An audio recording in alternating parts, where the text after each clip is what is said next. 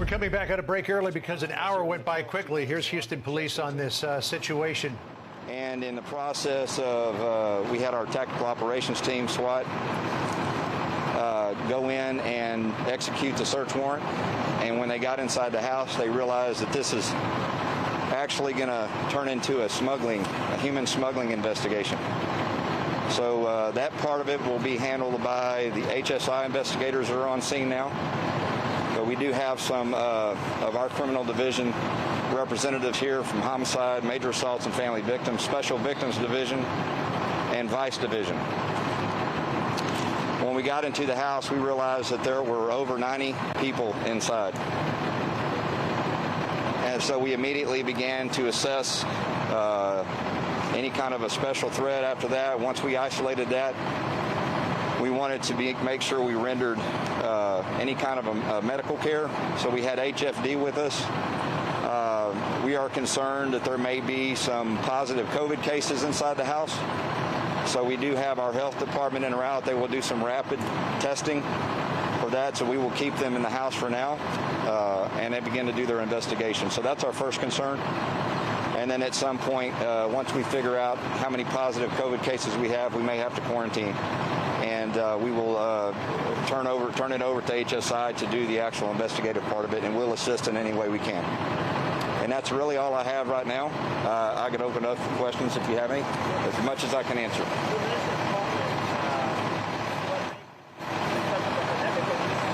Well, we are in a pandemic, and we do have some people in the house that are symptomatic, right? So we've already had some people in the house tell us they're not able to smell and not able to taste, and we did have some people with fever.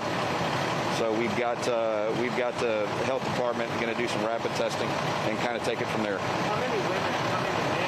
Children? No, there's no children inside. Youngest is probably early 20s.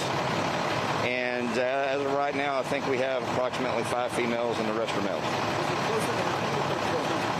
No, it's closer to 90. I'm guessing 91, somewhere around there.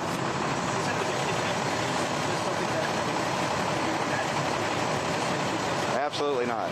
No, it was a big surprise when we got in the house and saw what we saw. When with as far as the homicide? I mean, as far as the kidnapping? Yeah. Last night we were called to a location and given some tips, and that's all I'm going to say about that. But we worked through the night to try to figure out exactly where they were, which led us to this address, and we had some pretty good information that they were here.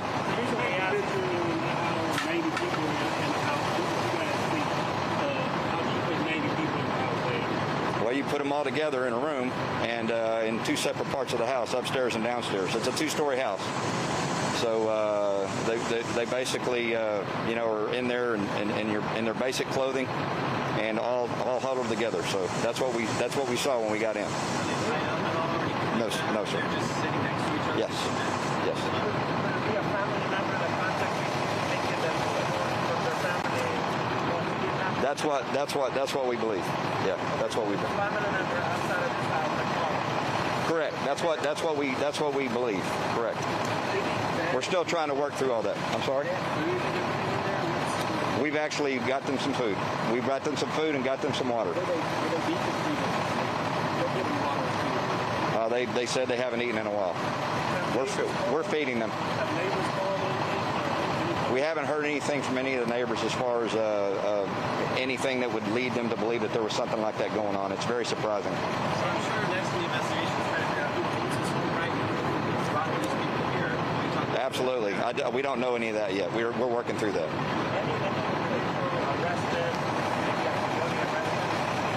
Well, that's what we're working through. We've got to separate who the victims are versus who, as you can imagine, somebody that would be involved with something like this. As soon as they realize we're here, they're probably going to try to become a part of them, right? And so we've got to be able to identify, and that's what we're doing now, identifying. I have no knowledge of any firearms being recovered or anything. Talk a little bit about the process and what you guys do next with trying to. Well, that's where HSI is going to come in. Yeah. First thing first, we want to make sure if we do have any positive COVID cases, we treat that. and make sure they get medical care and all that, and then we'll begin to start to identify and work through all the other stuff. Was COVID the only medical concern that you guys saw? That's all we could tell. Yeah, everybody else looked like, other than just some being symptomatic, fever, loss of smell, loss of taste. It didn't look like there were any serious injuries involved. So. How many would you say are presenting symptoms? I don't know. 5, 2, 3? I don't know. I'm sorry. I don't know. What's the message to the community, especially right now when you see what's going on at the border? I'm sure that there's people out there that probably saw something that they didn't think was bad. You know, we always ask the community, please, if you see something, say something. Call us, even if there's any doubt at all, just call us and let us begin an investigation and look into it. We all need to work together. That's something that Chief Fenner has been really stressing to the community, not just on something like this, because this is obviously not something we see often, but it is disturbing. In situations where we have violent crime, our focus is to get violent crime down, and we need the help from the community. We need the community to be able to speak with us and work with us to resolve incidents, this included. So. In your experience, what typically happens in situations like this? You guys know Mexicans are African.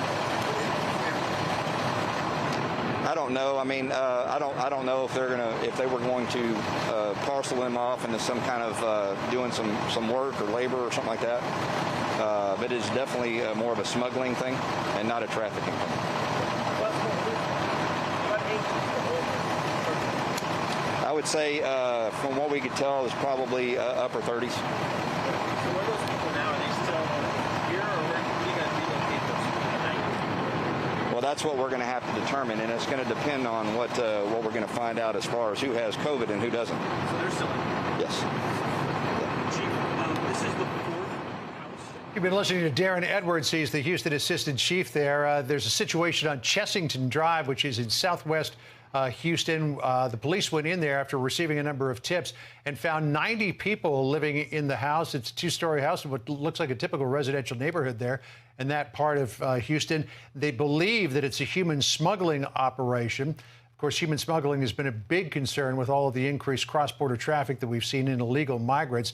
And as well, this appears to be health concerns as well, because a number of people are showing symptoms of ongoing coronavirus infection.